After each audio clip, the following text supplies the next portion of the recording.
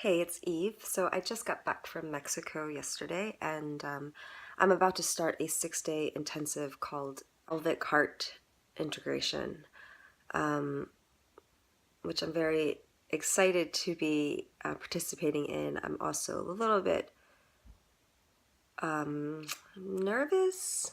Uh, I think I haven't quite processed all that happened in Mexico, and being so much part of a deep group process, and then to kind of enter another one that is even more intimate because it's going to include a lot of physical touch.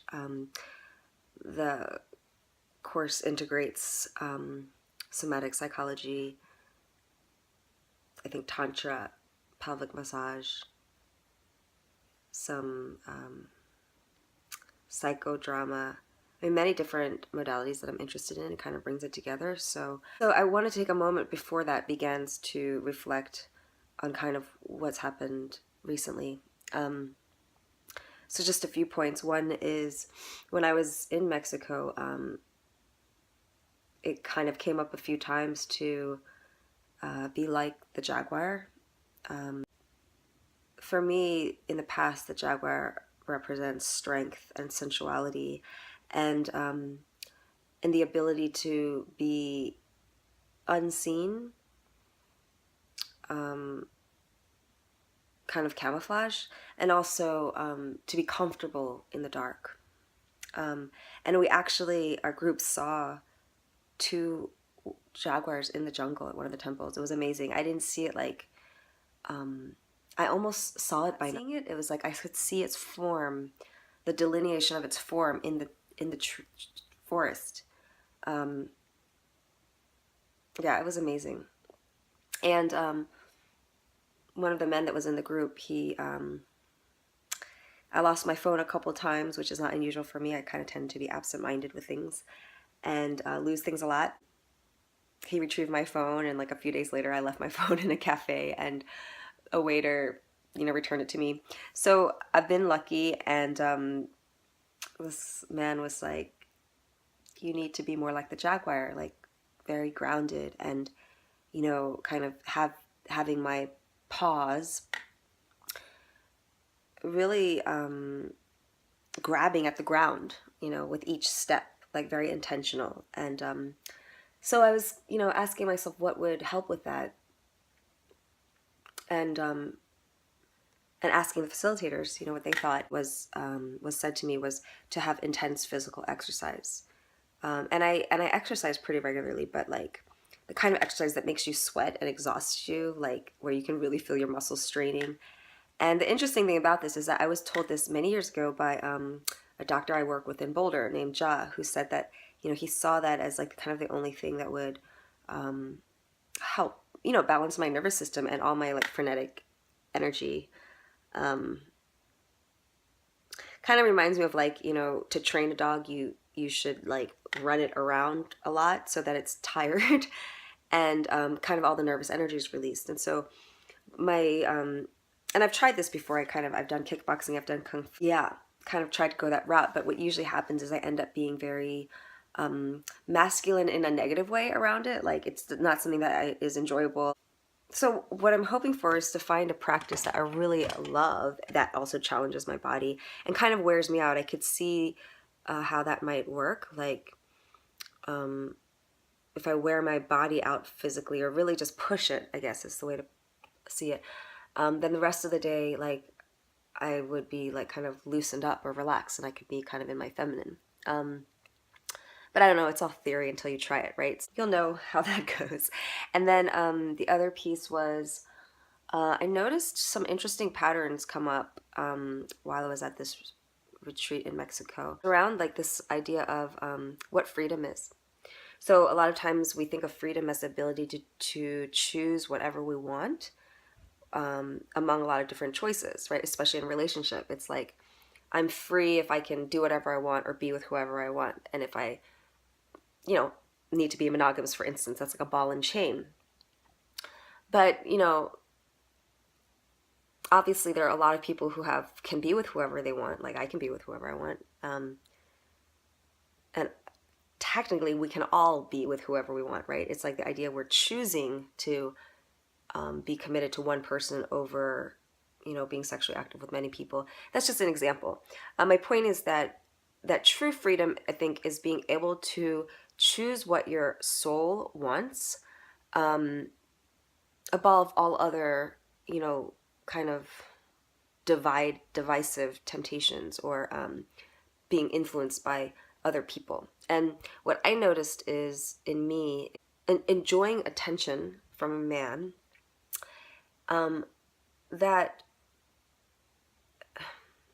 like, in one way I don't want to judge myself for it, because there's nothing wrong with enjoying attention, but I could see it was kind of coming from a wounded place. Like, it feels good to be, again, to be special, or to kind of use the power of my sexuality to attract a certain kind of attention. And I wasn't doing it intentionally, but, this is a pattern I've noticed.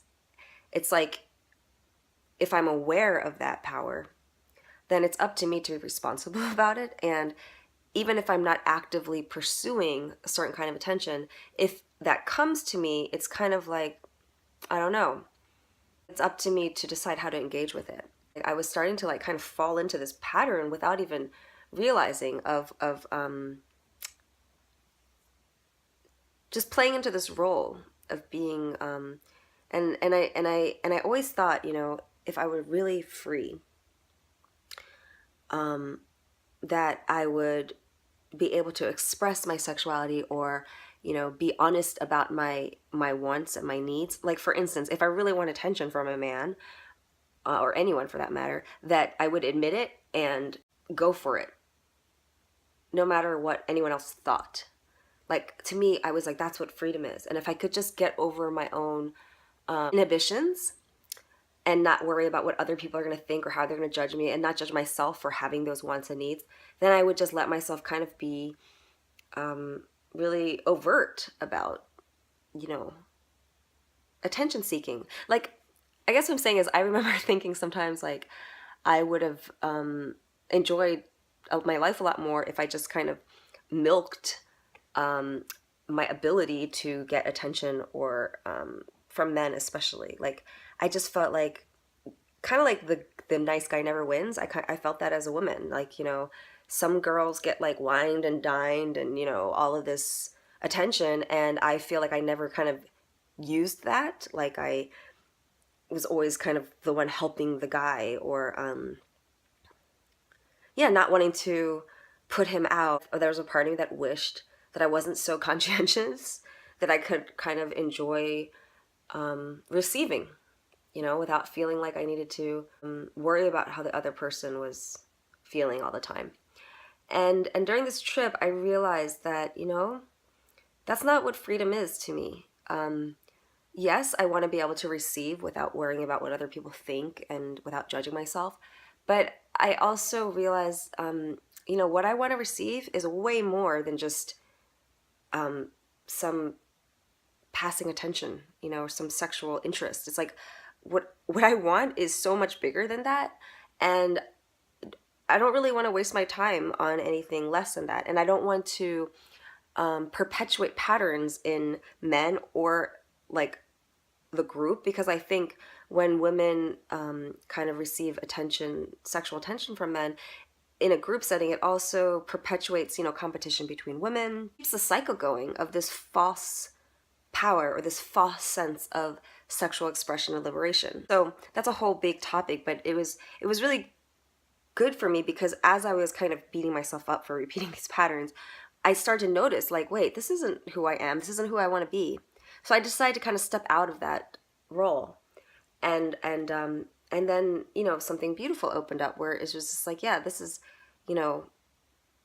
I felt like my true self, and that felt like real freedom. It's like being able to see the games that you're playing, or that you're part of, or that other people are playing with you, and then to just choose, without judgment. Like, okay, I can continue to play this game, but maybe it feels old. Maybe it feels like I'm not really receiving what I want. I'm not really fulfilled by this. This isn't my highest. And to be able to have the freedom to choose differently.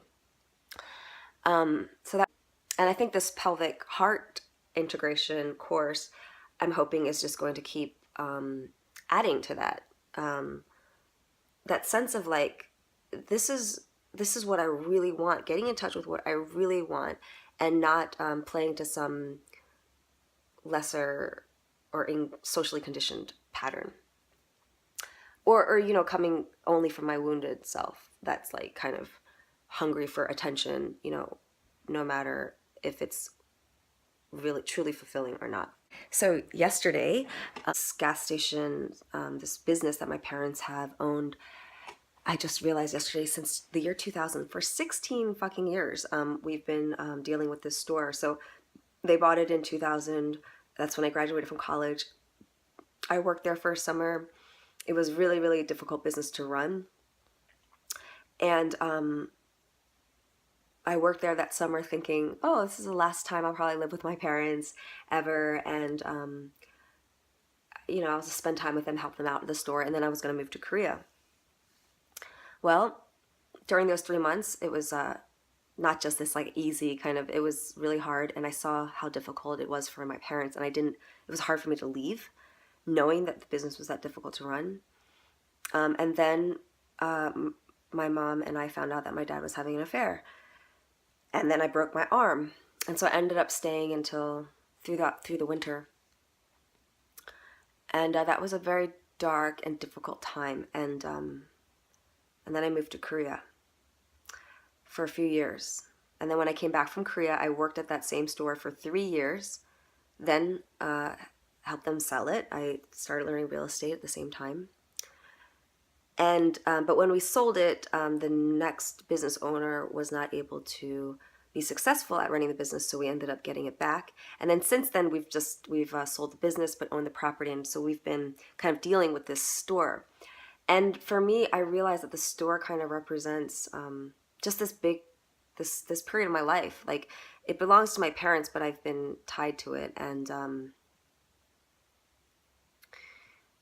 we had a settlement yesterday, so the business was sold.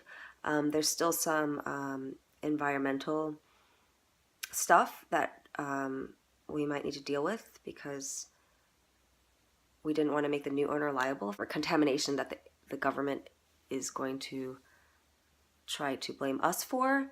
But I mean, all in all, the settlement went through. The buyer was great. And I don't really feel the relief of it yet. It kind of doesn't feel real. But I know it's a big shift, and I'm really just happy that, so thankful that it happened, and that the buyer is happy. While we were running that store is also when we were, when I was living in the home, which I'm calling now the temple, where I'm doing the Airbnb.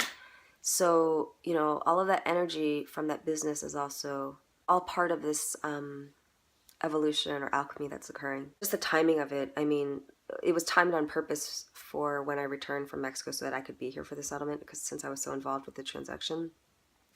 But I didn't know I was taking this pelvic heart class until a few days ago. So it's great that the settlement happened yesterday when I got back, and then I can start this class today. And I really feel like whatever wounds or ideas I carry from my early experiences and beyond, including the way I saw my parents interact, the way I interpreted or took on this transgression of my father, and kind of what all of the stuff around it, and also just their way of seeing, the way that my parents viewed life. What the store represented, what business represents, what money represents, what survival means, what purpose is about, what success means. All of that I carry within my body, and something I've been looking at, exploring, releasing. And I feel like this intensive, the next few days is going to just continue and deepen that. I also feel like maybe, even though a little part of me feels kind of worn out and nervous about, being overwhelmed, I also got trust. I actually am kind of excited, because sometimes when we're exhausted, when we've been processing a lot, it leaves us kind of wide open. There's like even less resistance to releasing even more or taking in something new.